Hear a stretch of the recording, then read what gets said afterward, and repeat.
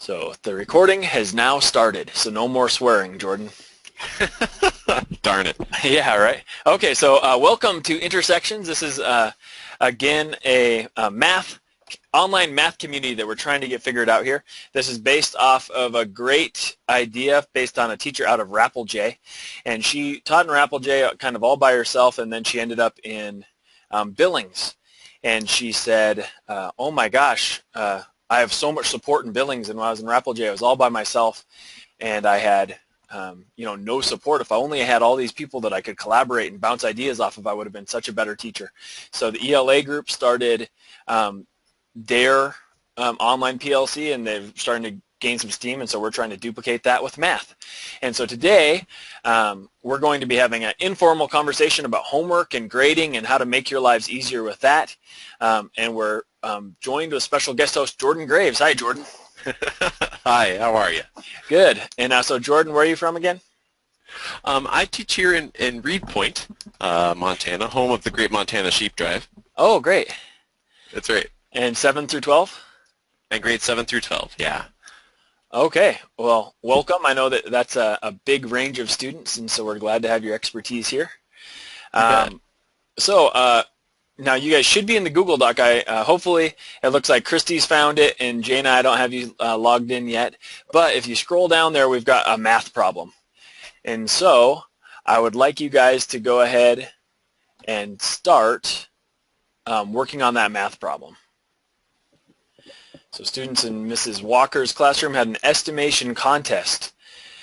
The student whose estimate is the closest to the number of marbles in the jar wins the contest. Vicky, who's estimated 135, won the contest. Timothy, who estimated 150, got second. Lion, estimated 152, got third. And Quinn, estimated 131, got fourth. What is the exact number of marbles in the jar? So I just invite you guys to go ahead and do that on some scratch paper, whatever in front of you, and then write your answer as you've got it down right here.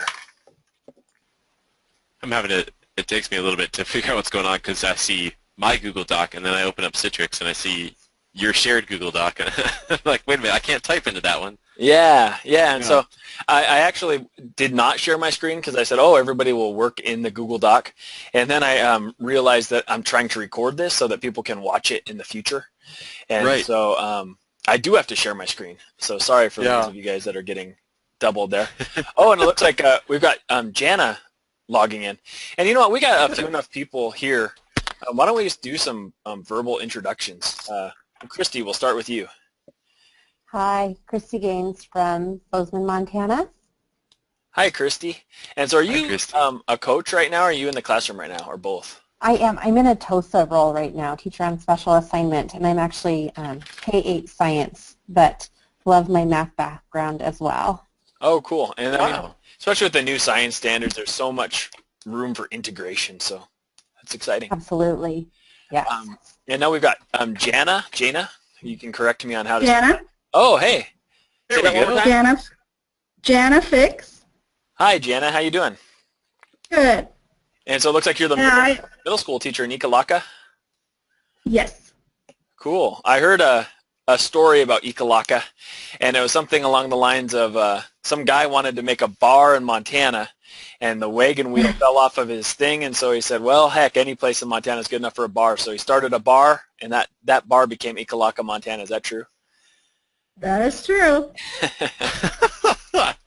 Cool. All right. Well, welcome, Jana. Excited to have you. Thank you. So we've got this problem here. Why don't you guys try to get a problem or get an answer here? I've started kind of drafting what I think my answer might be. So.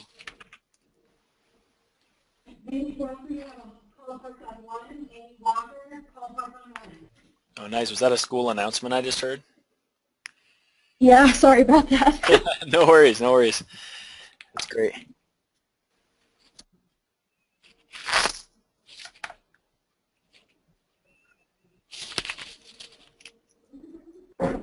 This is an interesting problem. Right? Jake, maybe you shouldn't advertise that I was guest hosting this week. Maybe you. Oh yeah, maybe scared some people off. Yeah, I think that may be the case. No, that's okay. Yeah, I think what also happens a lot of people is,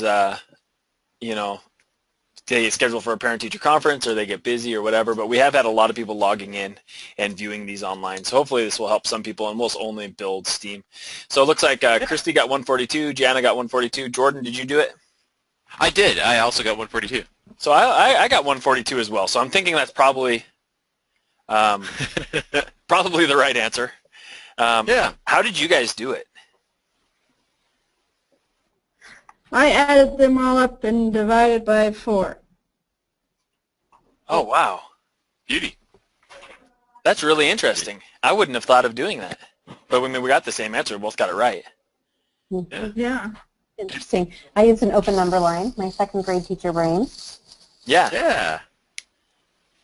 That's what I did too. So what did I do? I found the difference between 135 and 131. And then I said that was 4.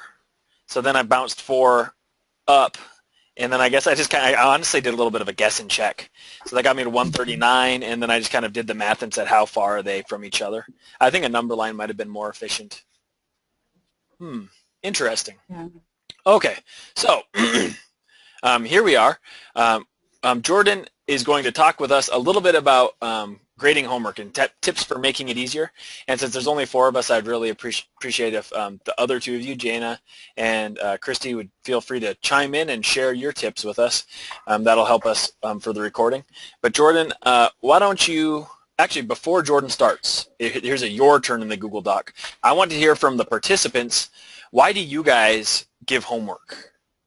I'll even give you a little place to type here.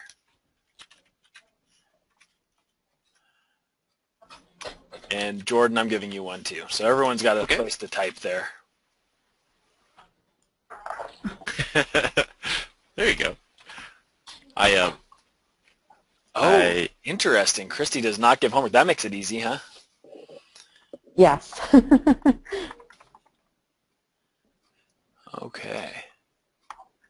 Guys, it looks like some people are still finishing up their thoughts there.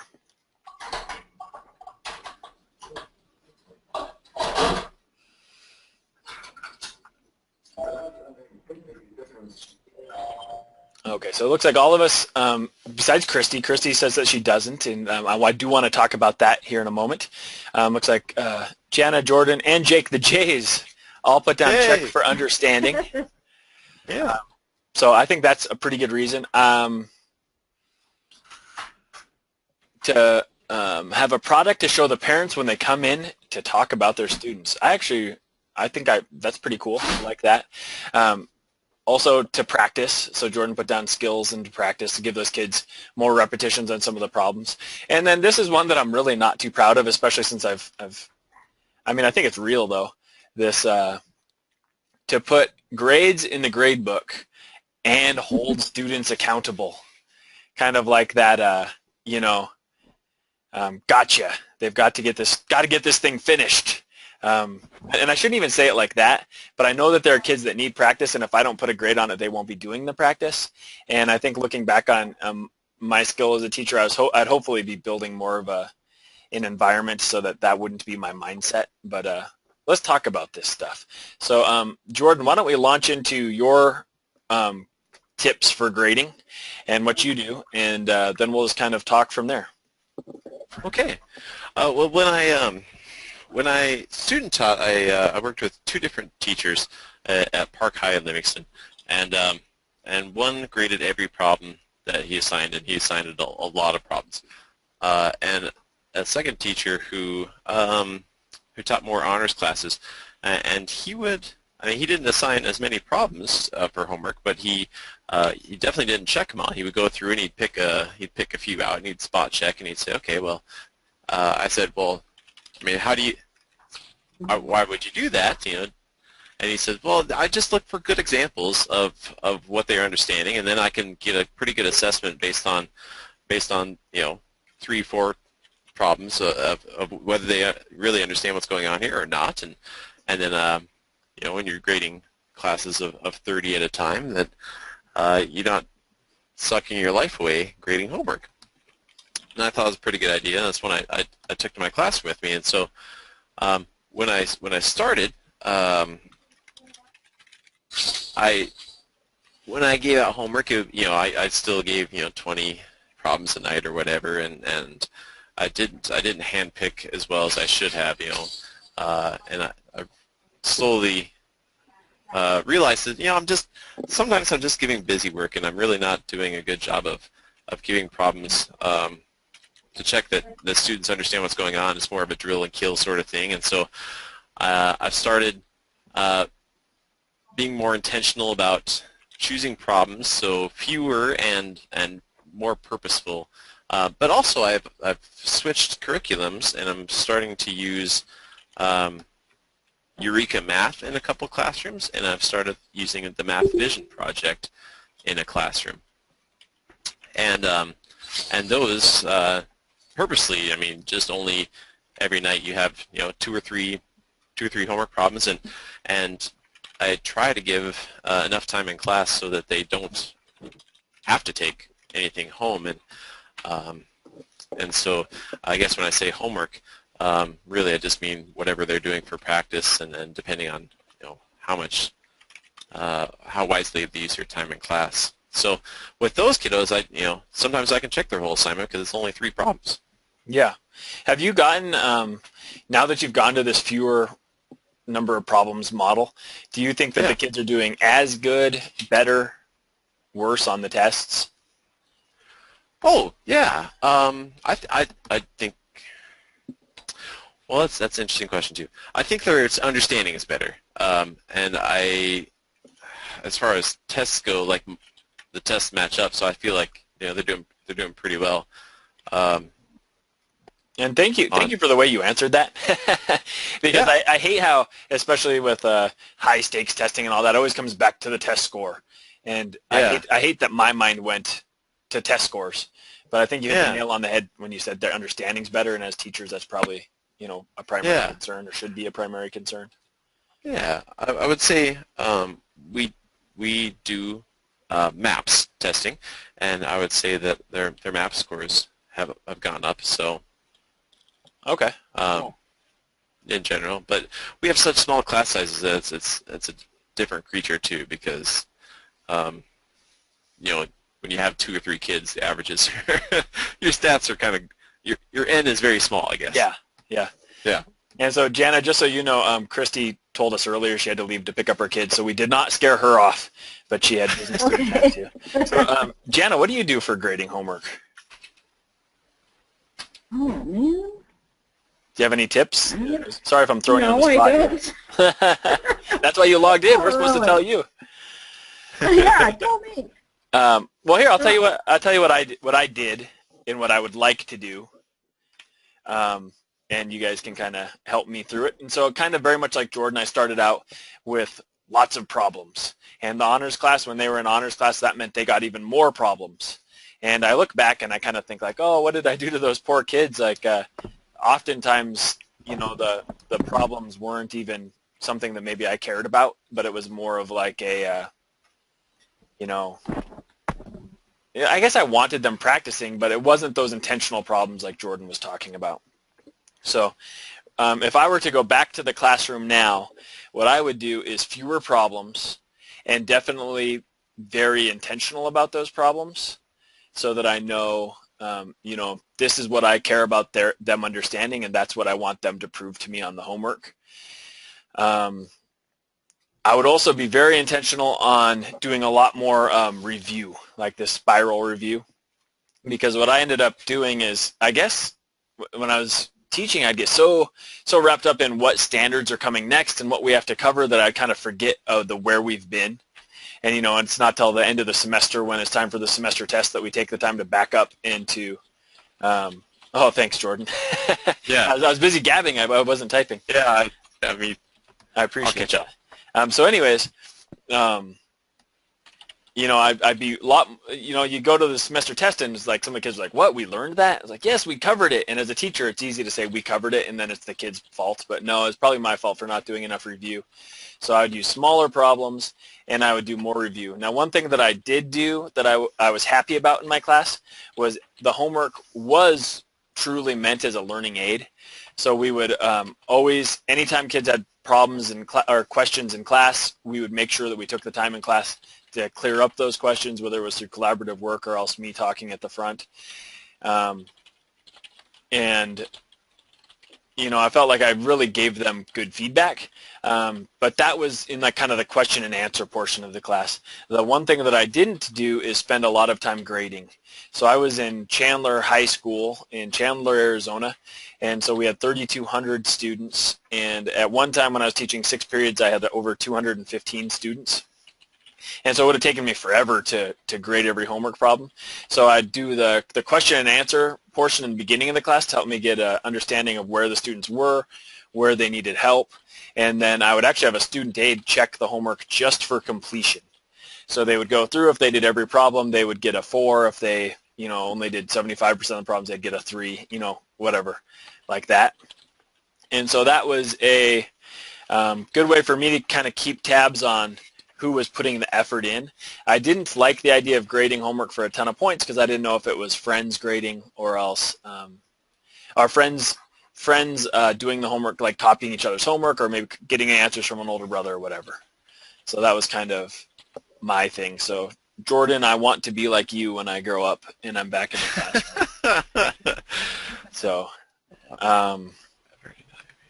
Jana, did you want to add anything now, or should I talk about some other examples of people have given me? You can go ahead. Okay. So Lisa Scott from Billings has a great homework model as well.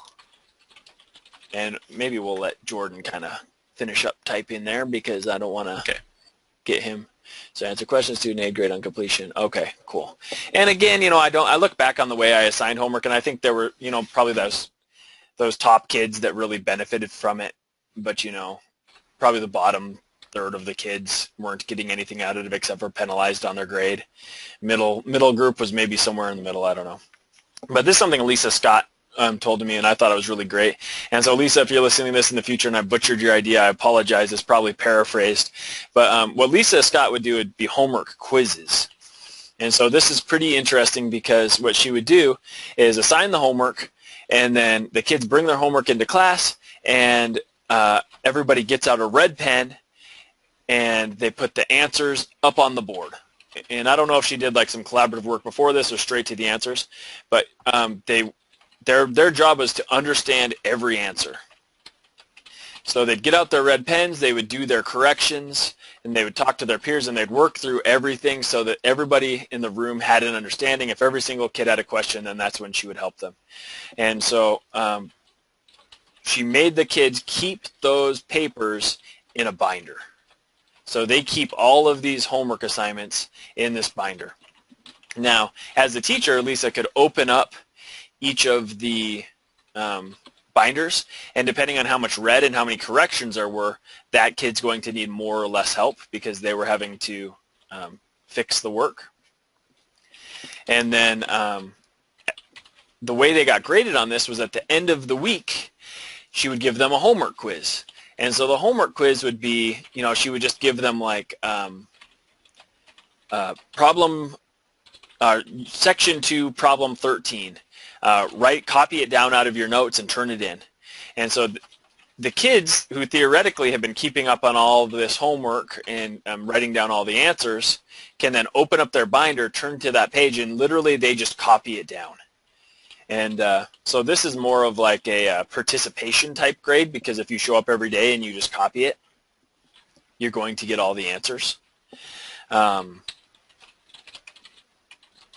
I thought it was pretty clever way to not have to grade a ton of stuff and still have an idea of where your class is on understanding. I think there might be some people that argue against this method. What do you guys think about that method? Sharon Carroll does that in her high school math classes. Okay. So Sharon likes that one.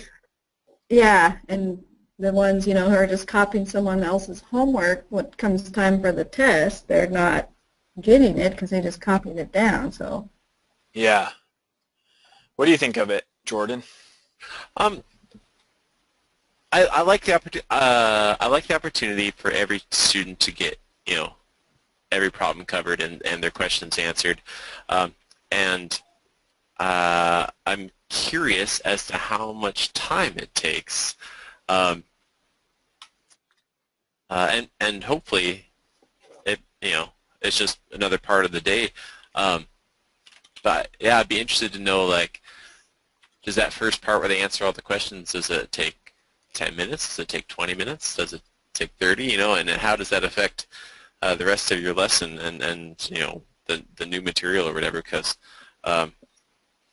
some days I come in and answer some questions and it takes 5 minutes and off we go, and some days you come in and there's 30 minutes worth of questions, and I guess it's a chance to reteach anyway. So yeah, but yeah, I'd be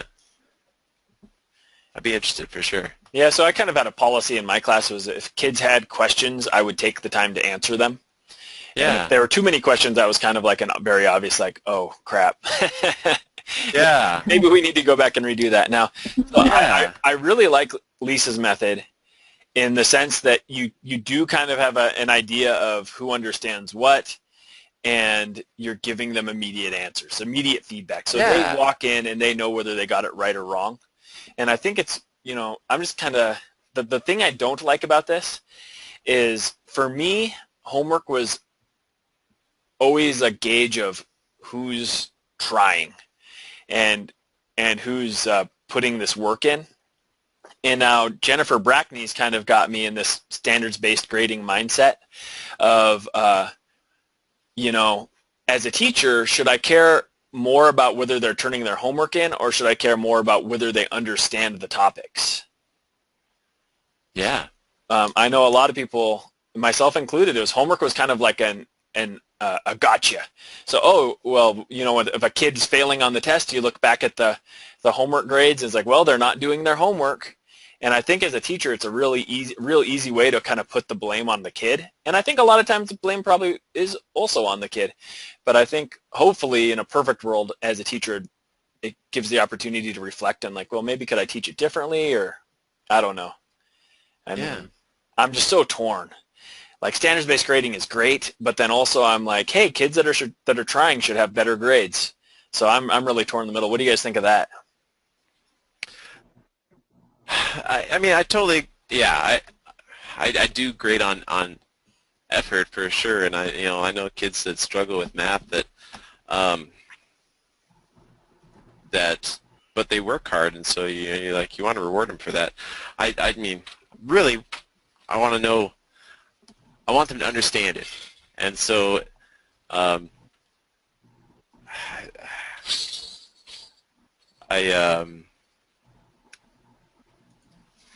I feel like I should be standards-based grading. I feel like that's the way I should be doing it, because that's what I want to know. And grades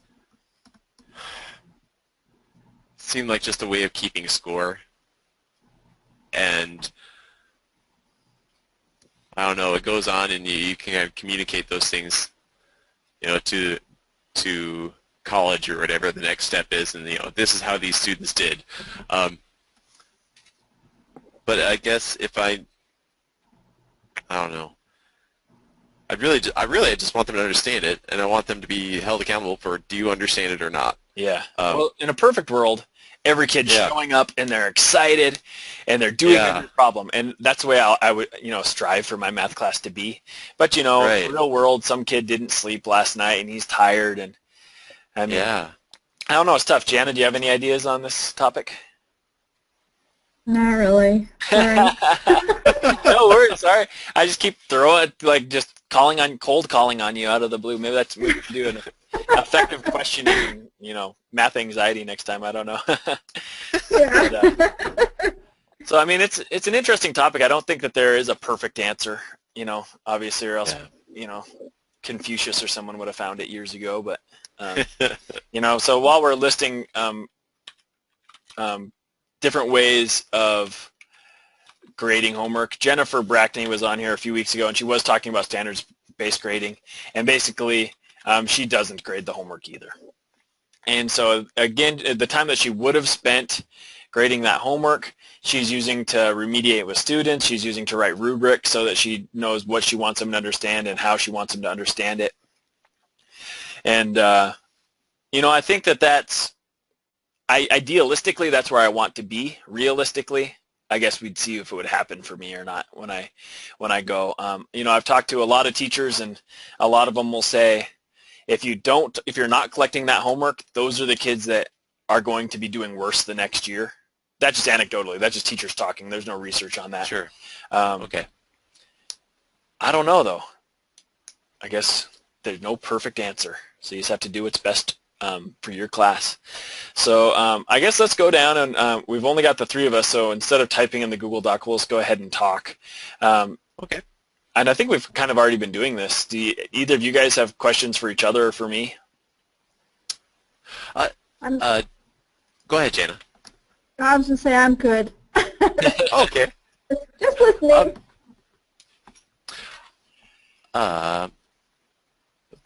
Jana, you teach in Ekalaka? Yes. Okay, and what grades do you teach? 7th and 8th grade. Okay, and how long have you been there?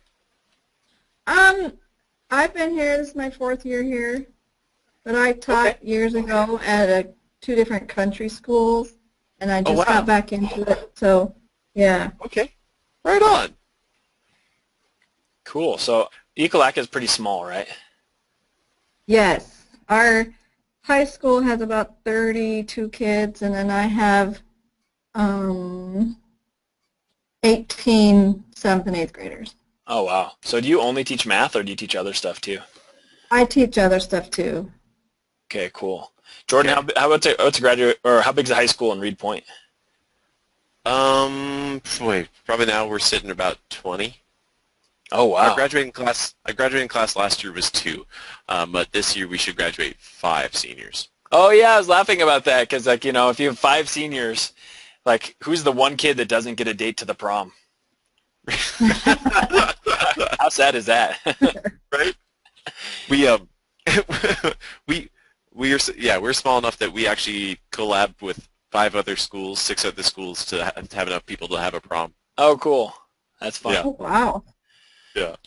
All right, cool.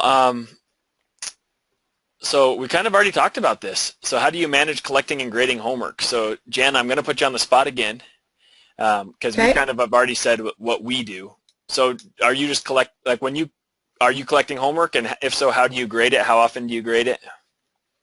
I collect every day, and I grade every day. They just turn it in, and then they can do corrections on some things and not on others, just to see if they get it the second time around, I guess. I don't know what else. Yeah, no, and especially when you've got those smaller class sizes. Shoot, when I was teaching in Arizona, I had my average class size for a year was 35 or something, and so, Wow. it was a different world, But that being said, I only taught 2 different classes. I taught, depending on the year, geometry and pre-calculus. And so you guys are prepping for grades 7 through 12. So you have while your grading might be easier, your planning and prep and, that's a whole different bear that you guys have to do. Yeah, mine is, yeah. And then, 7 and 8, you probably have, 12 preps a day, Jana? Well, I have 1. No, I'm sorry. 12. How many classes do you have to teach, though? If you're teaching 7th and 8th and... 7. We have 7 periods. So I teach 8th grade mostly is just I teach math, and then 7th grade is math, language, and science, and then I teach a combo of art and keyboarding. Oh my gosh! Wow. Yeah. Wow. So do you have a K-8 license? Is that how that works? Yes. Okay. Yeah, because I'm secondary math, so it's so interesting, the different schools are hiring for different things, but I would never get hired at your school because I couldn't teach all those extra things. So. Right. Interesting. Okay, cool. So I'm going to go ahead and call this episode, unless do either of you guys have anything else that you want to throw in about teaching, homework, life in general? What did you do with late work, Jake and Jana, both? Because that's where I've kind of bounced around is as a school, it's hard because I value the homework that I assign, and I want kids to do it regardless of when they do it. But we also are working on trying to develop a culture so that kids turn their work in on time. Yeah. And so we're trying to figure out where to draw the line, and as a school we've kind of just said we can have a whole school-wide meeting and say, we're not doing late homework unless you come and talk to us that day, the day you do it, or the day you don't do it, you come in after school that evening or come in early the next morning, whatever works for the teacher, and you have it done or visit with them to finish it, and then it's worth half credit. And if it's after that, it's you just can't turn it in for credit, and it's been kind of it actually has worked for us, and I'm not sure if that's just our student population right now or if it's because it's really a good idea or what, but I had a hard time because first I didn't want to accept any of it because it's so hard to go back and take care of it. Oh yeah. You're getting homework assignments from the beginning of the quarter, and you're like, well, I don't know. But then I thought, well, I do value these, and I want them to value them too. So yeah, that's exactly it. Because if it's worth assigning, then it should be worth them doing. Right. I really kicked that around too, and so when I taught at Chandler, when I was in honors class, kind of like the school-wide policy was no late work accepted in the honors class. And Sure. so that was kind of like the cop-out there. But I mean, like realistically, like I care about these kids understanding it. So I mean, if I was back in the classroom, I'd be revisiting my entire homework system. No more of this 20, 30 homework problem type deals. Like that's crazy. I would do a lower number of problems and more intentional. And then since those problems are smaller, more intentional, then, I obviously, sorry, am I the one getting feedback there? I can't tell. Yeah. So I'm hearing it too. I don't know, man. I can't even give you an answer. Jana, what do you think? Well, that's interesting because we just started something this week because we mostly in our high school, but junior high, they just don't hand it in, and it's they're failing, they're going to flunk out of school. So we started, it's called the Bulldog Lunch Program. So like Monday morning, we have a Google Doc calendar that we go in. If we've got kids with zeros, incomplete, or failing and ineligible, then the superintendent looks at it and he talks to them, and they have a meeting with him, and they have a plan of action, I guess, and they have to write down what they're missing, what they're going to do to take care of it. It doesn't mean that the teachers have to. They still have to do it if it's zero, but we don't have to give them credit for it.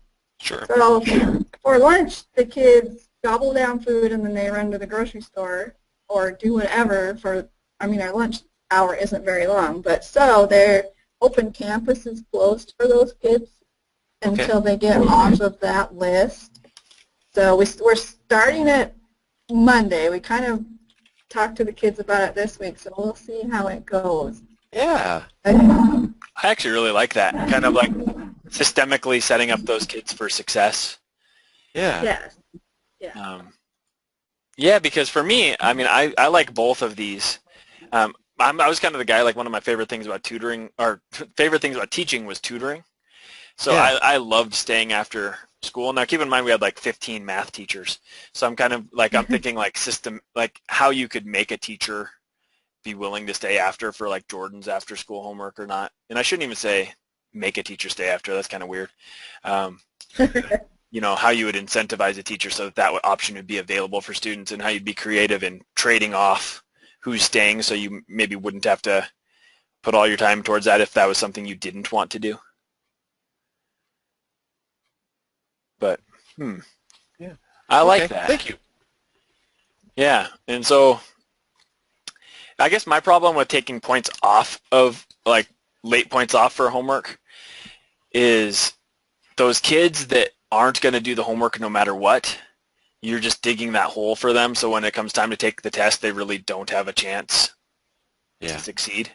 Yeah. But I mean, turning stuff in and being responsible is like an important part of society. And so if they're not That's going to learn it in school, like, is that, obviously the parents have to teach it too, but I mean, who knows? No perfect answers. Yeah. All right. Any other questions from you guys? That's it. Thanks. Cool. I'm good too. All right. Well, our next meeting is Wednesday, December 14th at 3:45. Do you guys have a topic that you'd want to talk about or could maybe help your teaching? I'll have to think on that, Jake. Okay. Yeah, that's kind of a big question. But so what's going to happen now is I'm going to post this video online